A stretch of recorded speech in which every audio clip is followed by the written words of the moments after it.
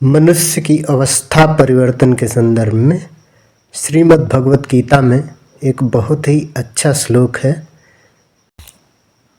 अध्याय 2 के श्लोक संख्या 13 में श्री भगवान अर्जुन से कहते हैं कि हे अर्जुन, देहिनो अस्मिन् यथा देहे कौमारम यौनम जरा तथा देहांतर प्राप्तिर धीरस्तत्र न मोह्यते।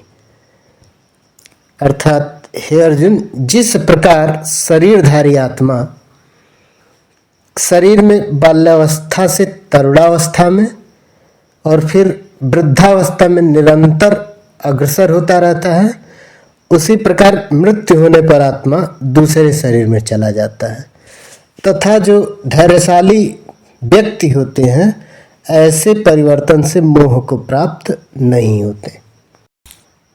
कहने का तात्पर्य यह है कि हे अर्जुन, जीवन और मृत्यु जिस प्रकार से दोनों ही सत्य हैं, उसी प्रकार से आत्मा द्वारा शरीर का परिवर्तन भी सत्य है।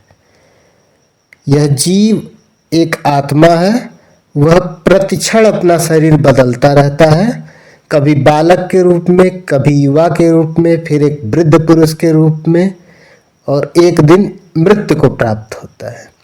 और जब मृत्यु को प्राप्त होता है तो आत्मा शरीर का परित्याग कर दूसरे शरीर को धारण करती है। श्री भगवान कहते हैं कि इस प्रक्रिया को देहांतरण कहा गया है। देह का अंतरण अर्थात एक देह का आत्मा ने परित्याग किया और दूसरी देह को आत्मसात किया। श्री भगवान कहते हैं कि हे अर्जुन, जिन भीष्म तथा द्रोण पर तुम बाण चलाने से विमुख हो रहे हो, वास्तव में तुम यदि उन पर बाण चलाओगे तो उनका शरीर नष्ट होगा, उनकी आत्मा नहीं नष्ट होगी। उनकी आत्मा पुनः इसी संसार में एक नए शरीर को धारण कर दोबारा आएगी। इसलिए तुम्हें किसी भी प्रकार का शोक नहीं करना चाहिए। वर्तमान में तुम्हारा जो कर्तव्य है वह युद्ध है। यह मत सोचो कि भीष्म और द्रोण तुम्हारे सगे संबंधी हैं, बल्कि युद्ध भूमि में खड़े हैं तो वह तुम्हारे शत्रु हैं। इसलिए शत्रु के साथ शत्रु के समान आचरण करो एवं उनकी देह का कष्ट मत करो।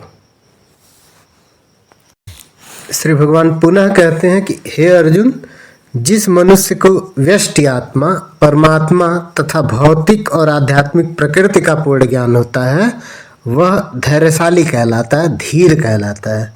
ऐसा मनुष्य कभी भी शरीर परिवर्तन द्वारा ठगा नहीं जाता। वह जन्म और मृत्यु इन दोनों सत्य को जानता है। शरीर के निरंतर परिवर्तन, बाल्यावस्था, तरुणावस्था, वृद्धावस्था को स्वीकार करता है तथा कृष्ण भावनामृत को ग्रहण करता है। जीवन, मृत्यु तथा अवस्था परिवर्तन, हे अर्जुन, सनातन है एवं अस्तित्व धारण करता है। इसलिए हे अर्जुन, तुम मोह का परित्याग करो और बाण चलाओ, युद्ध करो और विजय श्री की इच्छा को मन में धारण करो। इस भौतिक संसार में भी जो लोग अवस्था परिवर्तन को मानते हैं, वह सदैव अपने कर्मों को श्रेष्ठ रखते हैं। कहने का तात्पर्य यह है कि जिन्हें पता है कि बाल्यावस्था, तरुणावस्था, यौवन, वृद्धावस्था को हमें प्राप्त होना है, वह सदैव ऐसा काम करते हैं कि उन्हें वृद्धावस्था में सुख की प्राप्ति हो। वह हमेशा अपना व्यवहार लोगों से बहुत ही सौम्य रखते हैं। ऐसा करने से वृद्धावस्था में उनको सुख की प्राप्ति होती है एवं मृत्यु के समय अधिक कष्ट का सामना नहीं करना पड़ता। वास्तव में यदि देखा जाए कि यौवनावस्था में जिस प्रकार का व्यवहार आपने अपनी संतान के साथ किया है एवं संतान ने जिस प्रकार का व्यवहार अपनी माता पिता के साथ किया है, ठीक उसी प्रकार के व्यवहार भविष्य में उनके पास वापस आते हैं।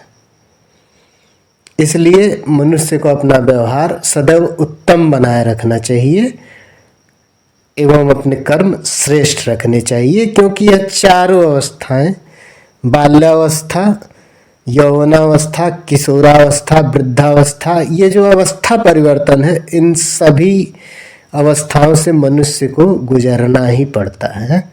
जीवन सत्य है, मृत्यु सत्य है और अवस्था परिवर्तन सत्य है। जय श्री कृष्ण।